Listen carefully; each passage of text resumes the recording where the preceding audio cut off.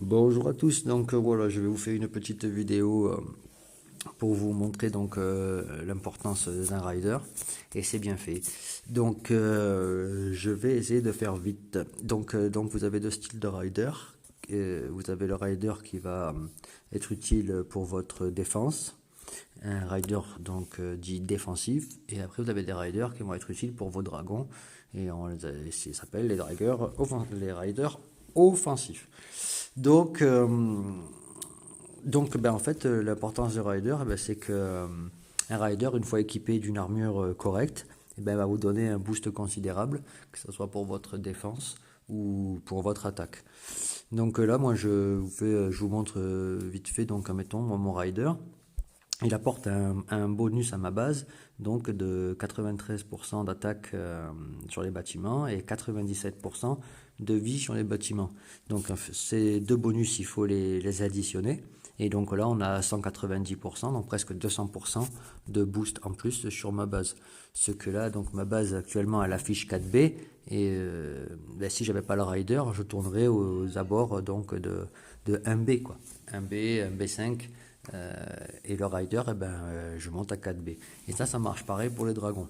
Pour le rider, je ne peux pas vous faire la démo parce que ça me paralyserait pendant 24 heures, mais je vais vous faire vite fait la démo pour le dragon. Et bien, bien, bien, bien.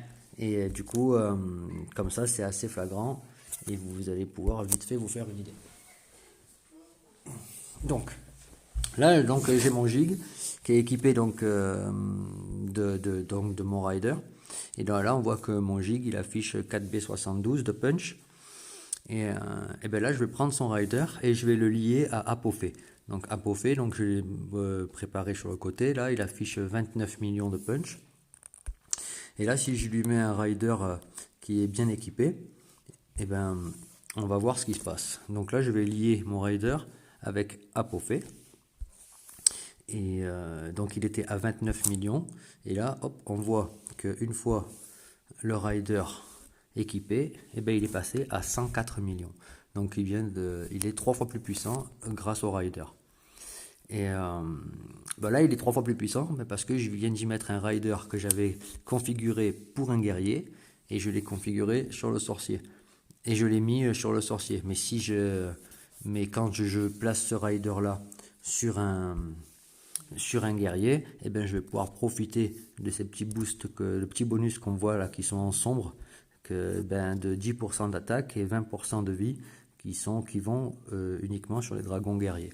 Donc là, pour vous refaire la démo, je vous remontre un petit peu ce qui se passe. Donc là, on a vu que Apophé, il est devenu 3 fois plus puissant. Mon gig qui était à 4B70, il vient de passer à 1B, 1B2, donc 1B16 en haut, là on voit. Donc c'est assez flagrant. Donc là, je vais lui remettre son rider. Comme ça, on voit la magie opérer, encore une fois. Donc là, je rechoisis son rider. Et je vais le relier avec le dragon qui est fait pour lui. Paf. Et donc 1B2, je le relie. Et pif, le dragon, il est remonté à 4B. Et 4B72. Donc là, c'est assez flagrant. On voit bien que le rider, c'est très très important. Et après, donc, comme je vous le disais au début, c'est pas le rider qui fait la différence, c'est son armure. Donc en fait, une fois que vous avez votre rider offensif ou défensif, il faut lui fabriquer une armure. Donc moi, je focalise sur les élites parce que j'ai Atlas et c'est sûr que je gagne beaucoup de fragments. Je me laisse l'opportunité de fabriquer ça en élite. Mais quand on n'a pas Atlas, on gagnera des fragments et des parchemins en choisissant un rider dans la branche saison et vous aurez largement de quoi lui fabriquer une armure complète. Et donc dans l'armure complète, vous allez avoir des légendaires, des élites, des rares, des épiques.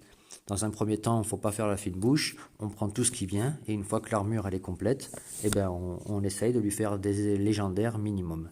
Et après, vous en sentirez les bienfaits assez rapidement. Donc la démo que je viens de vous faire, ça fonctionne pour le dragon, mais c'est pareil pour la base. Donc j'ai vraiment fait les grosses lignes parce que je suis limité pour la taille de la vidéo. Et puis donc je reste à votre disposition si vous avez des questions de quel dragon mettre sur les perches, parce que chaque dragon apporte un petit bonus à la base, que ce soit un guerrier, un chasseur ou un sorcier, ils ont chacun un bonus différent. Je vous conseille de privilégier le guerrier parce que il apporte un bonus de PV, donc vos tours sont plus solides. Et le top du top, ça serait d'y mettre minimum un légendaire, ou alors le top c'est d'y mettre un mythique, parce qu'un mythique il apporte un deuxième bonus qui est intéressant à prendre pour la base. Voilà, donc là je parlais uniquement des dragons à poser sur la perche, donc sur la perchoir de votre base. Voilà, donc écoutez, si vous avez des questions, n'hésitez pas. Allez, ciao et bon jeu!